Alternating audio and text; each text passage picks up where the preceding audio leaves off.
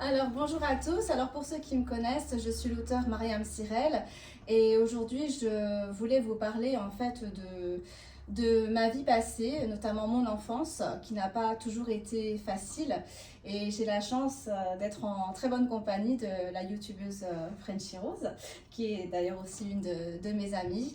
Et le but de cette vidéo est de montrer en fait que malgré l'enfance difficile, remplie de choses très douloureuses, de fêlures, d'abus, on peut s'en sortir avec de l'aide et avec beaucoup de persévérance. Pour commencer, voilà, donc je suis originaire de Dijon pour ceux qui me connaissent et malheureusement j'ai grandi dans une famille très abusive dès ma plus tendre enfance. Ça a commencé quand j'étais toute petite, donc à l'âge de 3-4 ans, ma grand-mère a refusé en fait de me scolariser. Donc j'étais entre guillemets emprisonnée chez elle et je n'avais pas droit aux livres, je n'avais pas droit à l'écriture, je n'avais pas droit à ça. Donc j'étais une petite fille qui passait ses journées enfermée voilà, avec sa grand-mère à regarder la télé ou être près d'elle. Et donc la scolarité à l'époque a été obligatoire en France lorsqu'on avait 6 ans. Donc quand je suis rentrée au CP, en fait, je n'avais aucune idée de ce qu'était un livre, un cahier, un stylo. Donc j'étais au milieu d'enfants qui étaient très doués et qui arrivaient à faire la ligne de 1 que la maîtresse écrivait au tableau, les lignes de A, les lignes de B, de A, voilà, de consonnes et de voyelles mélangées. Et moi, j'étais dans un environnement qui était complètement étranger à moi, complètement aliéné. Et je me demandais, j'étais un peu comme je sais pas, comme un animal qu'on sort de sa cage en fait. Et ça a été très dur parce qu'en fait j'avais envie de bien faire, je voyais tous ces élèves si bien appliqués et moi qui ne comprenais pas ce qui se passait. Donc mon premier souvenir en fait c'est que je suis allée voir la maîtresse, j'avais troué mon cahier à force d'essayer de gommer parce que j'avais compris en fait avec ma voisine à côté à quoi servait une gomme. Voilà, c'était ma première expérience d'une gomme et je suis allée voir la maîtresse et je lui ai dit je suis désolée, je ne peux pas faire ce que vous me demandez de faire. Et j'ai eu la chance en fait que cette maîtresse m'a pris un peu, s'est pris d'affection pour moi. Et en fait m'a gardée à chaque récréation le matin et l'après-midi pour s'occuper de moi, pour me faire mon apprentissage scolaire, ce que malheureusement ma grand-mère et mes parents n'avaient pas fait à l'époque. Donc ça a été un premier abus que je voudrais dire parce que moi j'ai quand même été, pour moi j'ai vécu un peu l'illettrisme en fait, voilà, très jeune.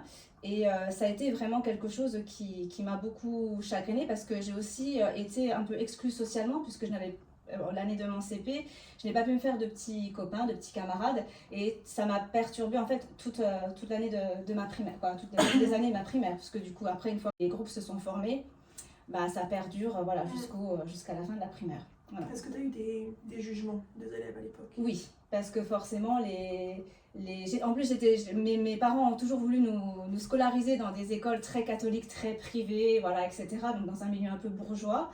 Et malheureusement, forcément, je pense que tu dois savoir ce que c'est. En France, il y a beaucoup de moqueries, il y a beaucoup de choses comme ça. Et donc forcément, j'étais un petit peu la Cosette de la classe, quoi. Donc j'ai subi malheureusement, voilà, beaucoup de moqueries et après ça s'est su aussi à travers les parents de ces élèves-là. Donc voilà, donc ça a été le premier abus que j'ai subi, donc petite fille, donc un peu avant mes 6 ans. Et malheureusement, ça n'a pas été sans suite il y a eu aussi par la suite d'autres formes d'abus différents, mais tout aussi perturbant, puisqu'à l'âge de 10 ans, en fait, j'ai commencé à être abusée par un de mes oncles, et ensuite après ça a été 2 de mes oncles. Donc en fait, ma tante a rencontré un homme, et donc qui est rentré dans notre famille, et cet homme avait un frère, et en fait pendant 4 ans, de mes 10 ans à mes 14 ans, j'ai subi des abus sexuels. Voilà, donc ça a été 4 années très douloureuses. J'ai essayé d'en parler à ma mère et 2 ans après que les premiers abus, puisqu'il y a eu vraiment un moment, une journée où ça a été trop loin, où j'ai pas pu supporter. J'ai essayé d'aller lui en parler et quand j'ai voulu lui en parler, elle m'a dit c'est comme ça que les hommes se comportent, ne dis rien. Donc du coup, je me suis sentie très très isolée forcément. Donc ça, à cette époque-là, j'avais 12 ans. Et du coup, à l'âge de 14 ans, bon, j'allais souvent chez le médecin pour diverses choses, hein, comme tu sais, quand on a voilà, ado, on a des angines, des grippes, des choses comme ça. Et ma mère m'accompagnait toujours pour éviter que forcément je parle. Un jour, ce qui s'est passé, c'est qu'il n'y avait pas de place sur le parking du médecin. Donc elle me dit, bah, écoute, sors, va dans la salle d'attente, il y a toujours de toute manière 1 heure d'attente chez elle. Voilà, j'arrive après. Et je pense que mes anges étaient avec moi ce jour-là, puisqu'il n'y avait il y avait personne dans la salle d'attente, il n'y avait pas de patient, j'ai été la première patiente. Et j'ai pu parler de ça à la doctoresse. Donc moi au départ, je l'ai prise un peu comme une amie, la doctoresse, et je lui ai dit, voilà, je vais vous dire quelque chose, j'ai besoin de vous parler quelque chose, mais promettez-moi d'en parler à personne. Donc elle m'a, sur le coup, donc elle a joué le jeu en fait, parce qu'elle voulait que je me confie. Donc je lui ai tout déballé. Je lui ai tout déballé ce qui s'était passé pendant ces 4 années. Je suis sortie et apparemment, moi après j'ai fait un blackout complet, puisque ce qui s'est passé, c'est que j'ai été envoyée à l'hôpital d'enfants. Et apparemment, il y a eu un début d'enquête à la gendarmerie qui a commencé, mais il n'y a pas eu de continuité dans cette enquête, puisque ma mère a demandé à ce que ça soit statu quo. Voilà, Et t'avais quel âge à ce moment-là? Là, j'avais 14 ans quand ça s'est passé. Vous avez quand même la maturité d'être capable de parler au médecin. Voilà, parce que c'était une femme. Mais ce que ma mère a fait en fait par rapport après ça, c'est qu'elle m'a changé de médecin pour me mettre avec un homme, pour éviter que je continue de parler. Ouais, ça c'est pas terrible non plus. Parce qu'après, même si c'était un homme en tant que médecin, il est médecin. Ouais. Donc, même si on entend des histoires de fous avec des hommes médecins qui profitent de leur poste, il aurait très bien pu être un homme médecin qui aurait été ouvert à la conversation. Voilà. Et, mais je pense que moi, en tant qu'adolescente à ce moment-là, ayant vécu des abus d'hommes, elle s'est dit, elle va pas se sentir à l'aise de continuer de parler, de se confier. Ce qui s'est passé en fait, parce que du coup, moi j'avais un homme en face de moi et je voyais les hommes comme des prédateurs, des monstres. C'est terrible de te mettre dans cette position-là. Voilà. Elle sait déjà que tu es très mal à l'aise à la maison et en plus, tu peux même plus avoir une safe space avec un homme. C'est ça. Peu importe. En fait, c'est comme si elle t'enfonçait dans un gouffre en fait. Oui, et je pense que le but pour ma mère, c'était de garder une réputation, voilà, les apparences. Rien n'arrive par hasard, c'est comme ça que j'ai appelé mon livre aussi. Et donc, du coup, c'est ça, c'était de garder, de ne rien dire, voilà, de jouer les faux semblants et de garder en apparence l'apparence d'une famille heureuse, bien sous tout rapport. C'est très souvent le cas quand on voit les familles, on se dit, ah, elles sont parfaites. Et en fait, c'est malheureusement souvent les familles qui ont le plus de blessures derrière et de secrets. C'est ça. Et ce qui s'est passé malheureusement, c'est que, bon après les abus ont arrêté parce que mon père, qui malheureusement n'était pas souvent à la maison à cause de son travail, était souvent en déplacement, il ne savait pas ce qui se passait en fait. Ça peut paraître bizarre de dire ça, mais mon père, comme on est d'origine arménienne, c'est vrai que je lui parlais très peu parce que je voulais pas lui parler de choses comme ça. Donc mon père n'était au courant de rien et vraiment à l'année, mon père devait être 2 ou 3 mois présent chez nous. Après ça, il l'a su, donc on a arrêté de les voir. Il a repris son statut de papa, de patriarche.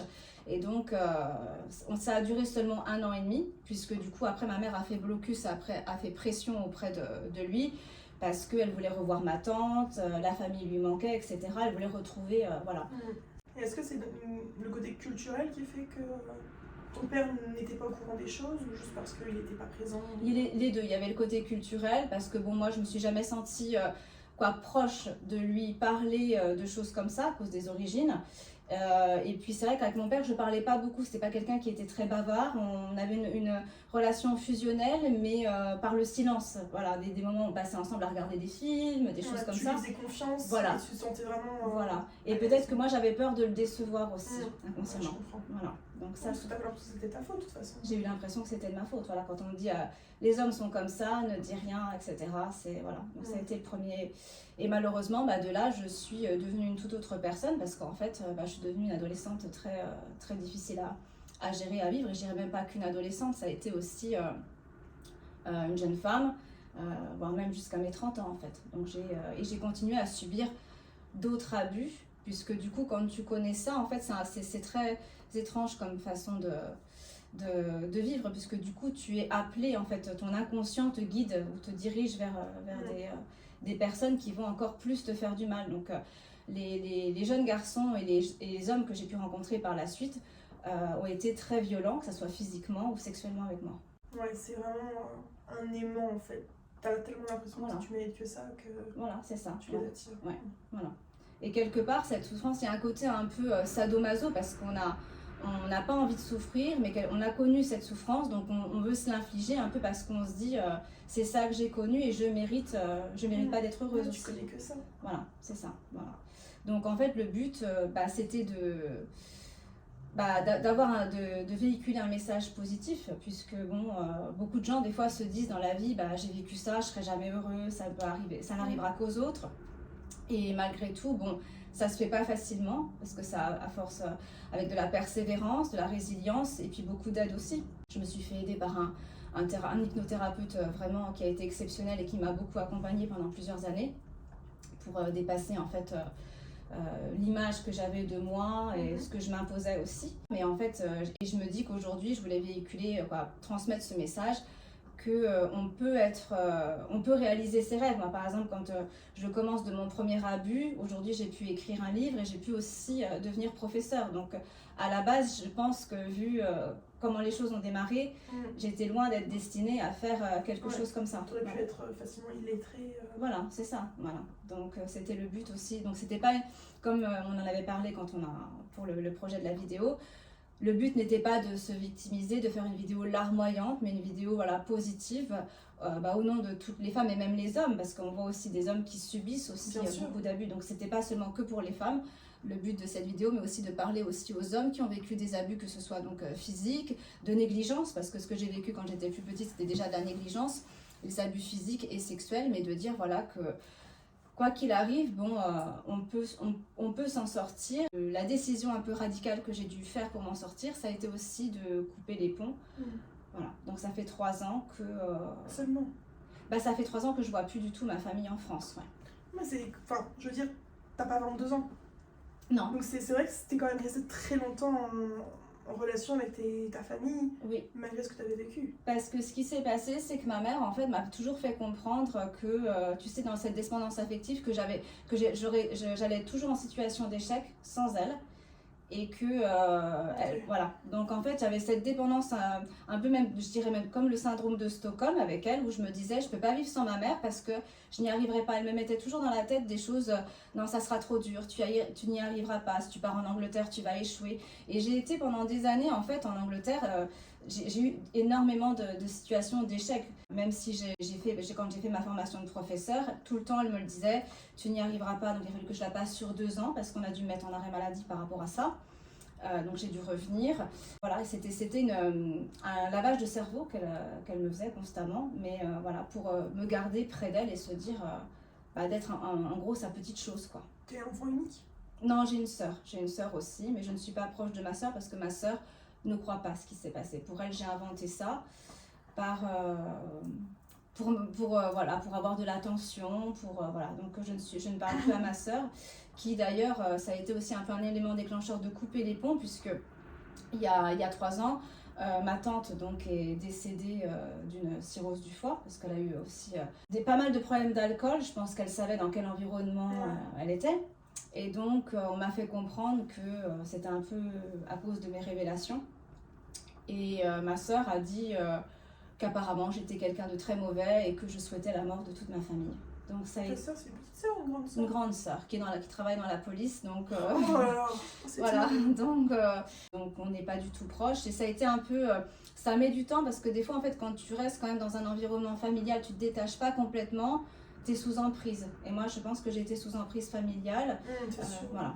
Et ce que je me disais, c'est que comme tu as une grande sœur, est-ce que ta mère n'a pas eu peur justement de voir son bébé partir, et c'est pour ça qu'elle avait cette emprise sur toi à vouloir te garder et tout contrôler en fait? Parce que ta sœur, ma sœur, qui était plus grande, elle a dû partir avant toi de la maison. C'est ça. Voilà. Elle était plus indépendante. Oui, c'est possible, effectivement. Voilà.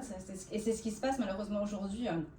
Pour ma mère, c'est qu'aujourd'hui, elle est malheureusement toute seule. Et je pense que tu peux pas contrôler les gens, tu peux pas contrôler les envies et la vie des gens. Et c'est c'est malheureusement ce qui se passe aujourd'hui pour elle. Donc je suis prise en fait de culpabilité parce que quelque part, je me dis aujourd'hui, je sais qu'elle va très mal. Elle n'est pas en super forme au niveau santé. C'est peut-être pas le meilleur moment de faire une vidéo comme ça parce qu'on peut se dire, elle en rajoute une couche par rapport à sa mère et tout ça. Le but aussi étant de comprendre que ma mère a essayé aussi pendant des années de se racheter une conduite. Mais en fait, je pense que le mal était fait, c'était trop tard. En fait. C'est trop grave, probablement. Voilà, c'est ça. Donc, j'ai jamais senti son soutien. Et même avec les révélations que ma sœur a, quoi, les accusations à tort que ma sœur a pu faire aussi il y a 3 ans, ma mère n'a pas voulu prendre parti. Elle m'a dit, je ne prendrai pas parti. Et je pense que là, ça a été encore une double trahison de se dire, pour moi, c'est trop. Mon honneur a déjà été sali, il est encore doublement sali. Ouais, t'as jamais personne qui t'a soutenu en fait pour... Non, parce qu'en plus, on a toujours voulu éviter le sujet parce que c'était gênant. On est aussi une famille donc catholique, tout ça. Donc, on voulait éviter, c'était vraiment quelque chose. Puis je pense qu'à l'époque, là maintenant, on parle beaucoup plus des abus sexuels, mais quand on est... Moi, je suis née quand même dans les années 85, donc voilà, ça me donne une idée sur mon âge. Dans les années 90, tout ça, ça restait quand même encore tabou de parler d'abus sexuels. Ouais. C'est sûr que c'est devenu quelque chose de pas normal, mais de plus facile de parler. maintenant. Et encore. Et encore, ça reste pour certains, je pense certains enfants, même issus de familles similaires, ça reste encore quelque chose de compliqué. Et puis tu as l'impression que tu trahis, inconsciemment que tu trahis ta famille alors que tu trahis... C'est l'image en fait, c'est l'image. C'est vrai que quand tu as une famille, les gens parlent. C'est ça. Et si tu as la mauvaise image, ça va se répandre. Voilà. Alors que si tu as une bonne image, ça se répand pas. Voilà. Et c'est toujours de montrer voilà, aux yeux des autres. Voilà. Et donc malheureusement, bon, bah, ça a mené moi aussi, et c'est pour ça que je voulais pas non plus tout mettre sur ma mère aujourd'hui. Mais comme je te disais, j'ai été une adolescente et une jeune femme difficile. Et moi aussi, j'ai été très très dure après avec ma mère. Très très dure, que ça soit verbalement, mais même physiquement. Par moments, j'avais vraiment envie de... Et ça a été jusque-là, j'en suis venue aux mains avec ma mère parce que je ne la supportais plus et j'avais vraiment envie de lui faire du mal. Tu avais toute la souffrance qui restait en toi longtemps. Voilà, c'est ça. Donc, en fait, ce qui est triste aujourd'hui, c'est que j'ai dû couper les ponts et je pense pour le bien de tout le monde, en fait, pour qu'elle puisse aussi respirer, parce que je pense que nous deux ensemble, dans un même espace, c'est plus possible. C'est très triste parce que j'avais quand même malgré tout cette relation fusionnelle, mais voilà, qui a été entachée avec toutes ces histoires. Ouais. Est-ce que tu aurais des conseils à donner à des gens qui peuvent vivre des choses telles que toi tu as vécu? Moi je pense que il faut tout de suite en parler. Donc que ça soit par exemple, je pense aux enfants qui sont scolarisés, il faut tout de suite en parler aux professeurs. Voilà, s'il y a des psychologues dans les écoles, c'est vraiment, il faut pas garder ça pour soi. L'accompagnement, d'en parler aux amis aussi, si on peut pas en parler à la famille, et ne pas garder ça à l'intérieur parce que c'est vraiment quelque chose qui ronge et qui détruit. Ouais. C'est vrai que j'ai jamais vécu des choses comme toi, mais j'ai toujours été une fille très très timide, et quand tu dis faut en parler, c'est vrai parce que quand on est au collège, au lycée, on a l'impression que les autres vont nous juger, on se sent tout le temps jugé tout autour de nous. Sauf qu'une fois qu'on est dans la vie active, on se rend compte que on s'en fiche. C'est ça. Et donc c'est vraiment important, oui, que si quelque chose comme ça arrive, il faut en parler. C'est ça. Faut pas se préoccuper des autres, et puis au pire les autres ils vont parler, mais ces gens-là tu les reverras plus jamais. Et puis, exactement. Et aussi faire preuve comme je disais, de résilience et de patience, parce qu'en fait pour moi on ne guérit jamais. C'est-à-dire que même si ça va mieux, j'ai par exemple des moments où j'ai des rechutes émotionnelles, où voilà, pendant 2-3 jours, je suis obligée de m'enfermer, de broyer du noir. Et en fait, au lieu de me blâmer, à me dire je ne serai jamais, j'irai jamais bien, je me dis ça fait partie. En fait, ça fait partie de ma vie. Non pas que je vis dans mon passé, mais ça fait partie de moi et ça fera toujours partie de moi. Voilà. Donc je l'accepte. J'accepte ce côté un peu noir, un peu sombre, qui malgré tout, a développé des choses. Tristement, mais a développé quand même des choses chez moi, notamment ce goût pour l'écriture, que je peux mettre, voilà, cette souffrance, je peux la mettre sur papier aussi. Donc c'était le but, parce que je sais que voilà, il y a beaucoup de gens qui se disent de toute manière le bonheur c'est pour les autres, les gens qui ont une vie normale, schéma familial normal, mais pas que. En fait, le bonheur il est accessible à tous. Voilà, c'est ce que je voulais dire. Voilà, donc voilà, je voulais te remercier de ta présence, de ta bienveillance pour avoir réalisé cette vidéo qui me tenait à cœur, parce que je voulais le faire avec quelqu'un qui peut comprendre, quoi. Et comment tu te sens là? Ça va, j'ai commencé, j'étais un petit peu, ça s'est vu, j'étais pas très voilà, mais comme je voulais vraiment que ça soit positif, et en fait j'ai vraiment changé mon état d'esprit depuis plusieurs années. C'est-à-dire qu'à la vingtaine, je me victimisais beaucoup, et aujourd'hui je refuse le statut de victime. Donc pour moi, c'est comme je te l'ai dit, c'est quelque chose qui fait partie de moi, mais ça n'est plus moi en fait. Mais t'es mature maintenant. Voilà, une grande fille malgré ma petite taille, c'est ça. C'est ça. On va rien dire sur la taille, hein, ça se Non, voit. je suis assise, donc ça va. Voilà, voilà. Mais encore merci, mille merci d'avoir partagé ça. Merci d'avoir partagé ça avec moi. Bah, ça m'a fait plaisir. Oh, le petit câlin.